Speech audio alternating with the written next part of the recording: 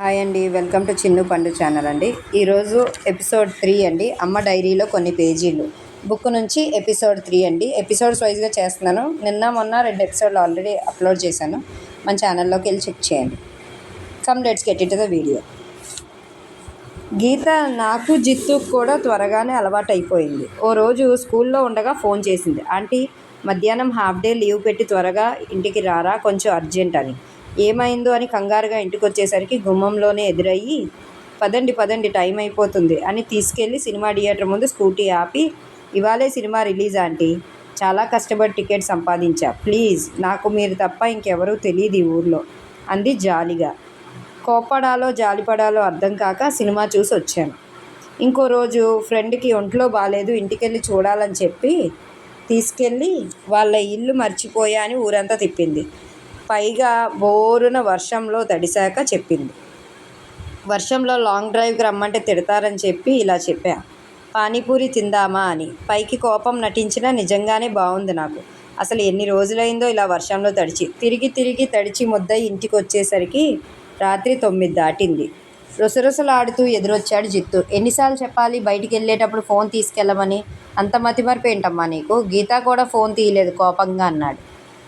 Sorry నాన్న, phone తన బండిలో ఉండిపోయింది, వర్షం కదా బయటికి తీయలేదు. నీకోసం చూసి ఇంకాసేపు ఉంటే ఏ పోలీస్ స్టేషన్కో వెళ్ళి మిస్సింగ్ అని కంప్లైంట్ ఇచ్చేద్దాం అనుకున్నా. అయినా వర్షంలో తడిసి రావడం ఎందుకు? ఎవరైనా చూస్తే ఏమనుకుంటారమ్మా? నీ వయసు ఏంటి? నీకేమన్నా అయితే చూసుకోవాల్సింది నేనే కదా. వాడు అనాల్సిన 4 మాటలు అనేసి వాడి గదిలోకి వెళ్ళి తలుపేసుకున్నాడు. వాడిది ప్రేమో భయమో అర్థం కాలేదు నాకు. వాడి సంగతి ఏమో కానీ నాకు ఈరోజు బాగా నచ్చింది. రోజులు గడుస్తున్న కొద్దీ మెల్లగా గీత నా అలవాట్లన్నీ, ప్రపంచాన్ని, నా ఆకారాన్ని కొంచెంగా మార్చేస్తుంది. యవ్వనం తిరిగి వస్తున్నట్లుగా ఉంది. చూసుకోవడానికి నాకు బాగానే ఉన్నా జిత్తు ఏమనుకుంటాడో అని ఒక పక్క భయంగానే ఉంటుంది. ఆఫీస్ పనుల వల్లనో వేరే కారణాల వల్లనో కానీ వాడు నాతో ఈ మధ్య సరిగ్గా మాట్లాడడం తగ్గించేశాడు. నువ్వు నన్ను పట్టించుకోవడం మానేసావు అన్నాడు ఓసారి. కొద్దిగా ప్రేమ చూపిస్తే నాకేం కావాలో నాకు తెలీదా అన్నాడు ఇంకోసారి.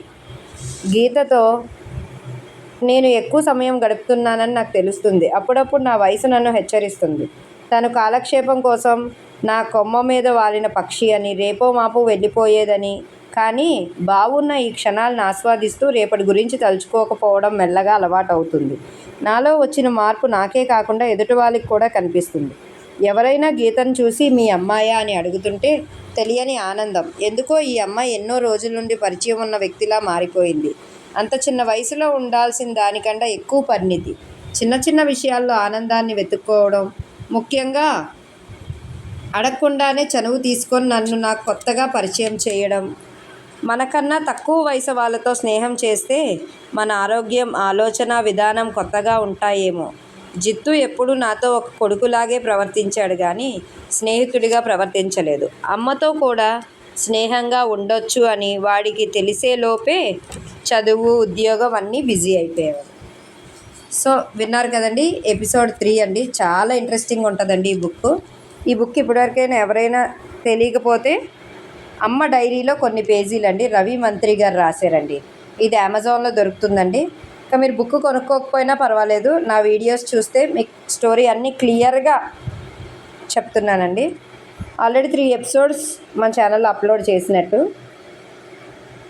సో ఫస్ట్ ఎపిసోడ్ నుంచి చూస్తే మీకు క్లియర్గా అర్థమవుద్ది. ఇంకా మీకు వీడియోస్ ఎలా అనిపిస్తున్నాయి కింద కామెంట్ చేయడం అస్సలు మర్చిపోవద్దండి. మీ కామెంటే నాకు కొంచెం మోటివేషన్గా అనిపించి ఇంకా మంచి వీడియోస్ తీయాలనిపిస్తుంది. మీకు ఈ వీడియోస్ కానీ యూజ్ అవుతున్నాయి, మీకు నచ్చుతున్నాయి అంటే మీ ఫ్రెండ్స్ అండ్ ఫ్యామిలీకి షేర్ చేయండి. అలాగే మన ఛానల్ని సబ్స్క్రైబ్ చేసుకోండి. వీడియోస్ కూడా లైక్ చేయండి. చాలామంది ఈ బుక్ చదివారు అంటున్నారండి. ఇప్పటివరకు మన వీడియోస్ చూస్తున్న వాళ్ళు చదివి ఉంటే మాత్రం కింద కామెంట్ చేయండి. ఎలా ఉందో కూడా కింద కామెంట్ చేయండి. Thank you.